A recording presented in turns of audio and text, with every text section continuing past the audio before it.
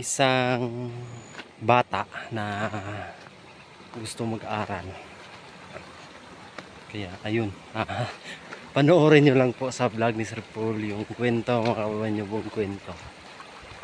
Kasi isa na namang maswerteng estudyante.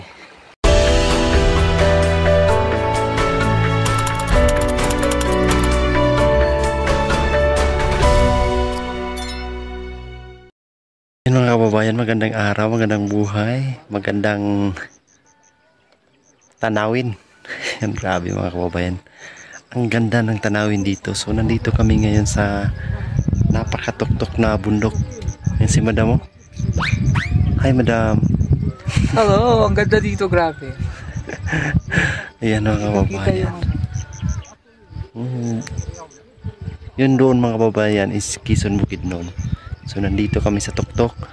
So kami lang apat ngayon. Ayan si madam,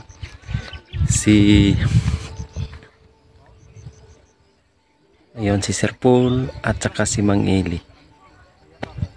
Dito kami ngayon sa part ng Bukidnon po mga kababayan. Isang parte ng Bukidnon na ngayon lang namin napuntahan. So binaybayan lang namin yung daan na napakahirap, walang simento. Tinuloy-tuloy namin kaya nakarating kami dito sa napakatuktok na bundok mga kababayan. So dito lang yung hangganan ng daanan, hindi nang pasok ng sasakyan.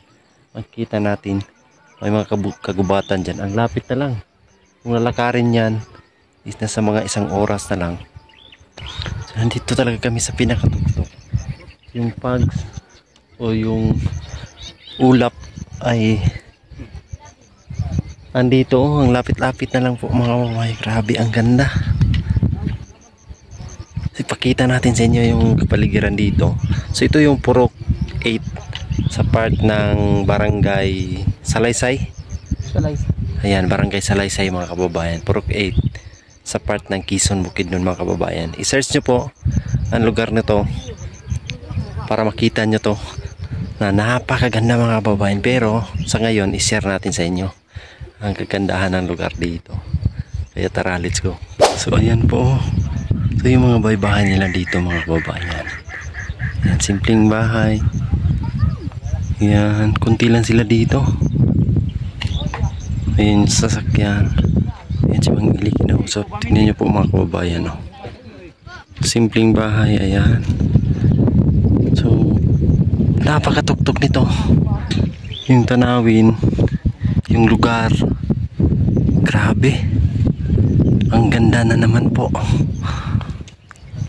Yan wow. Yung highway po mga kababayan ay doon pa. Yun yung pamayanan doon. Ang layo na nito. Ayan, grabe, ang ganda. So pupunta tayo doon konti para makita natin yung doon na part, ma-share natin. So pag dito tayo nakatayo, ang makikita natin is yung mga bahay-bahay na kulay puti yung bubong, ang mga bahay-bahayan. Zoom in natin konti. Ayan yun mga bahay-bahayan. Ayun pa. So magkapit bahay din yan sila lahat mga kababayan, kahit malalayo yung agwat. So kapitbahay pa rin yan kasi konti lang yung mga dito. Nandito yung kanilang mga sakahan sa napakatuktok. Talagang makikita natin na masisipag yung mga nakatira dito. Ayan, tingnan nyo po, may mga maisan. Yung kadalasan doon naman sa baba is tubo, yung ginagawang asukal, sugar cane. Mayaman kasi itong Bukidnon mga kababayan sa tubo. Ayan, yung mga mais din, dami nilang pananim dito. Yung bahay dyan, grabe. Doon, punta tayo doon mga kababayan para makita natin doon na side. Ayan, so Hindi yan mulat ng ano yan, sako. Dito mabuti merong daanan pero hindi pa konkreto. Yan, ganito lang po yung daanan. Isang magandang araw. Ayan. So puntahan natin dito na side. Ay, doon tayo. Grabe, ang ganda talaga ng lugar dito po mga kababayan. So hindi nakasama namin si dito ngayon kasi umuwi sa kanila. Ayan. Kaya kami lang yung apat. Yan, tingnan nyo po dito mga kababayan. No? Di ba ang ganda ng lugar, ng tanawin? So habang nandun pa sila Sir Paul, ay mag-okasyon tayong tingnan yung ano dito. Yung magandang tanawin sa lugar nila. Grabe. Ang ganda ng lugar dito mga kawawayan. Nandito talaga kami sa pinakatuktok na parte. Meron pa talaga kaming mga lugar mga kababayan na hindi napuntahan. Kasi ang laki nitong ano, doon sa Davao, halos lahat ng tuktok ng bundok na doon ay napuntahan na namin. Pero dito sa part ng Bukidnon ay hindi pa namin napuntahan mga kababayan. Kaya itong lugar na to ay isa sa mga kabundukan na mataas. Ang ganda. Grabe. Ayan o. Dito sa harapan natin o. Ayan. Wow. So grabe po mga kababayan. Ang ganda. Ayan po o. Wow. Yung mga bahay-bahay nila o. Simple lang po. So meron pa ding mga bahay dyan sa baba o. Marami-rami din yung nakatira dito mga kababayan. Tayo na part. Ayan o. Wow. Napakaganda po rito. Ayan o. So yung bahay nila napakasimple. Ayan, luma yung mga ginamit na dingding. Grabe mga kababayan. Ayan o. Napakagandang lugar. Hi dong. So balik tayo doon mga kababayan. Ito isang misyon na naman namin ngayong araw. At napunta kami dito sa isang sitio o isang lugar na ang nakatira ay mga kababayan din nating mga katutubo na napuntahan ng team. At maswerte din kami mga kababayan kasi nakaabot kami dito at nakapunta mga kababayan. Nagulat ako sa iyo Toy, yung aso. So isang malaking karangalan po ang mapunta at makaabot dito sa kanilang lugar na ang gaganda. Sobrang ganda po mga kababayan. Wow. So makikita talaga natin mga kababayan yung kanilang pamumuhay dito is simple lang.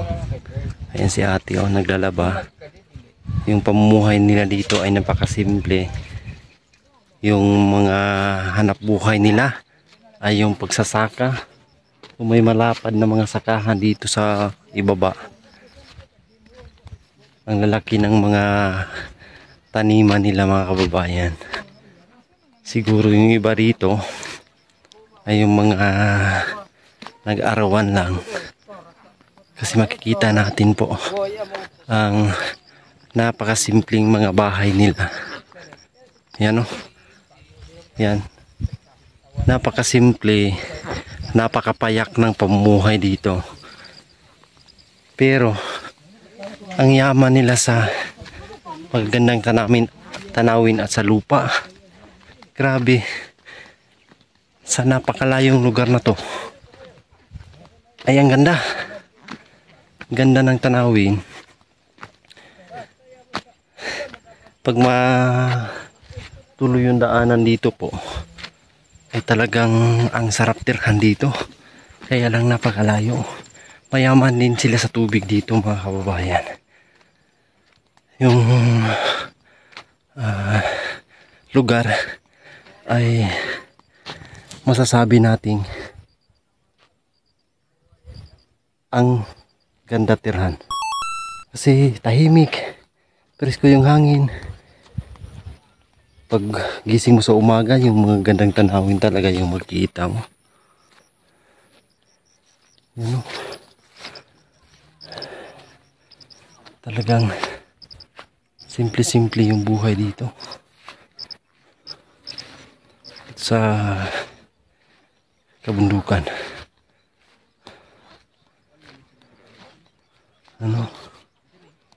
May bahay. Ang liit lang. Ayun pa. Mga kababayan, ang ganda ng lugar. So, simpleng bahay. So, doon, San Fernando na daw yan. Yung likod nitong kabundukan is San Fernando na, or likod nitong mga mga daming puno or kagubatan. San Fernando na daw yan dyan, mga kababayan. Tagos, isang araw daw yung lakaran dito, itong daanan na to. Ayan, patuloy lang daw yan. Isang araw daw yung paglalakad makarating doon sa San Fernando. So grabe ang layo.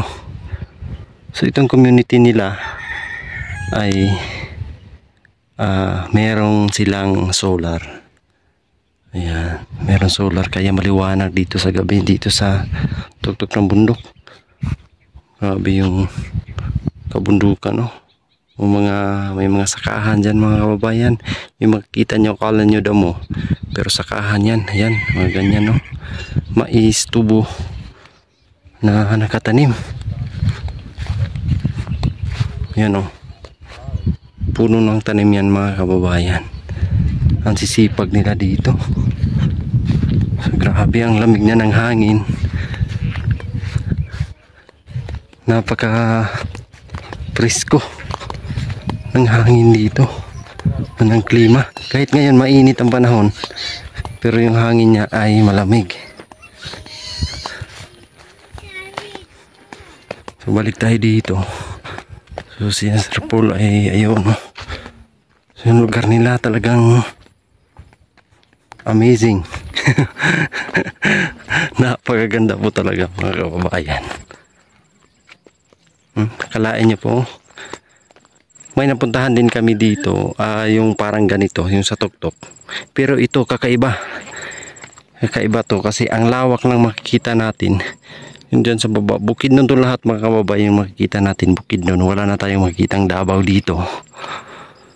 Yung mga, yun doon, yung Valencia City.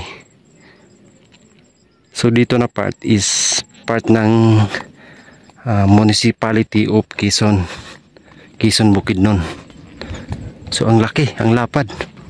Ayan, wala na tayong makikitang karagatan dito, halos bundok lahat. Kaya ang yaman nila sa lupa. Kaya gaya ng sabi ko dati, ang Bukidnon is ang food basket ng Mindanao. Kasi halos lahat ng pagkain is makukuha natin dito sa Bukidnon, mga kababayan. Yung palayan, meron din silang palayan dito. Tubo, mga prutas, mga pinya. Ang daming dito sa Bukidnon, mga kababayan. Ayan, napakasimple lang ng bahay nila. Tanawin, grabe. Ang ganda po. Grabe, mga kababayan. So ngayong araw ay nasilip na namin yung lugar dito. So maigi, makabalik kami dito. May dala kaming package siguro sunod na buwan, at sana mabalikan namin tong lugar na to, mga kababayan. At makapagdala man lang kami ng mga galing sa pinapadala ng mga kababayan natin dyan sa ibang bansa. So sa ngayon kasi ay hindi kami nagdala kasi unexpected yung lugar, hindi pa kami nakapunta rito. So ganyan yung ginagawa kasi namin mga kababayan, survey muna bago magdala ng mga packages. Ayan, kasi ang layo nito po, yung biyahe namin galing Davao is umalis kami doon is alas 6 ng umaga, nakarating kami dito is alas 10.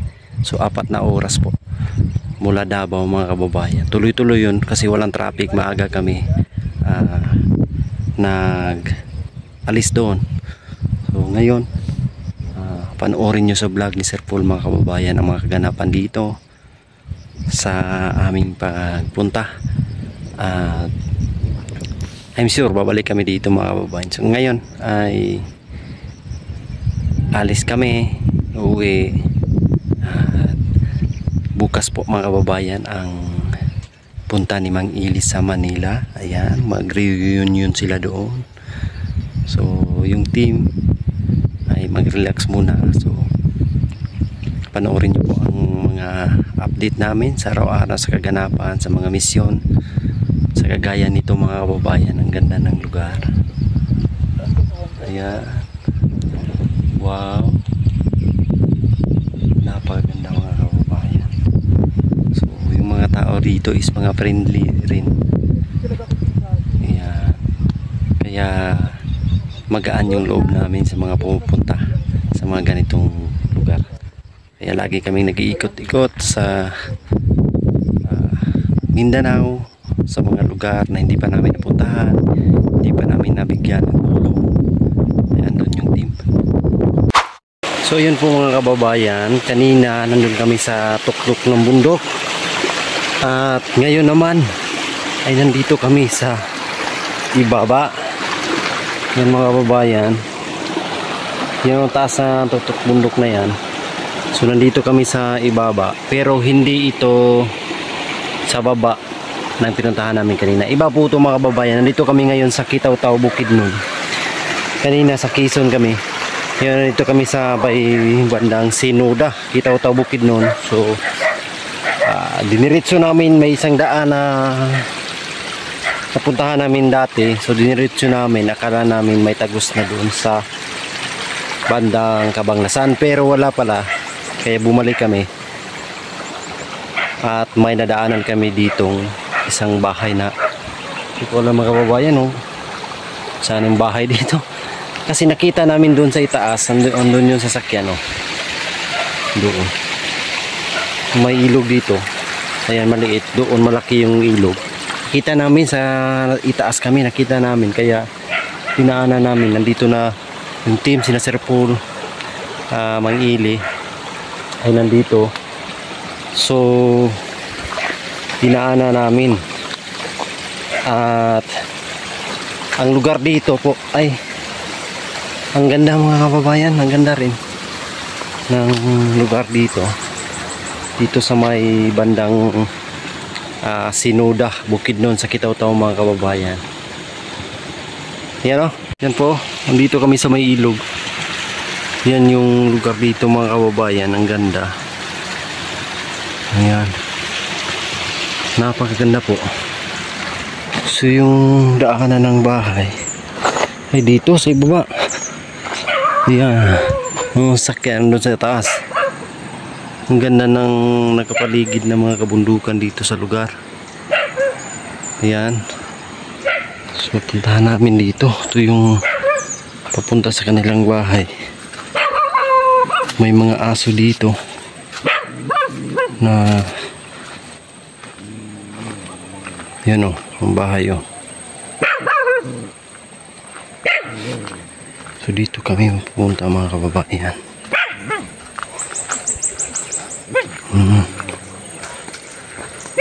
Habi yung kabundukan. Ang ganda. Wow. So ang daming dito. Isang pamilya pala ito mga kababayan. At ito yung kanilang tubig. Meron sila ng hose para may tubig sila dito. Ayan mga kababayan, babalik tayo sa sasakyan. Yan yung ano natin, kasi may kukunin tayo doon sa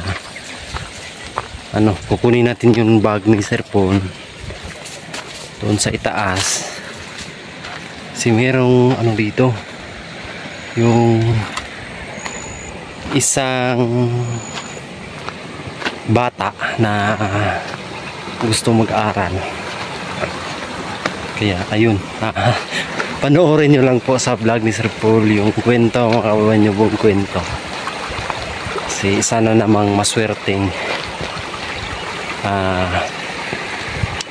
estudyante na matutulungan ng pubigahero.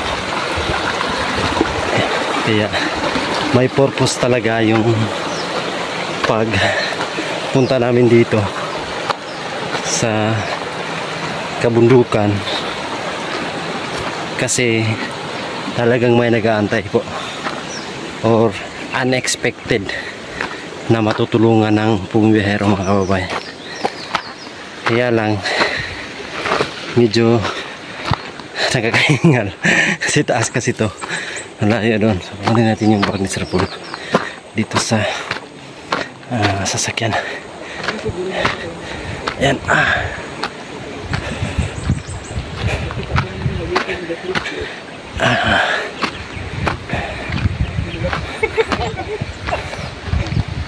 Kaya ako sa kanila, hirap din nga, 13 kilometers sa lakarin mo, paakyat doon, tapos wala lang silang pulso. Amping mo ha. So yan na, makuha na natin yung bag. Balik tayo doon mga kababayan. Salamat nga pala kay Ma'am Alo Ready Go mo sa bigay na cap sa amin at saka t-shirt. Thank you so much. May bago na naman tayo ng Iloilo. Ayan, thank you so much ma'am sa cap at saka sa t-shirt. Ayan, thank you so much. Maraming salamat po sa inyong lahat. God bless. We love you all. Bye-bye. Ito ako ngayon. O, diba? Kaya dito talaga tayo din agad, no?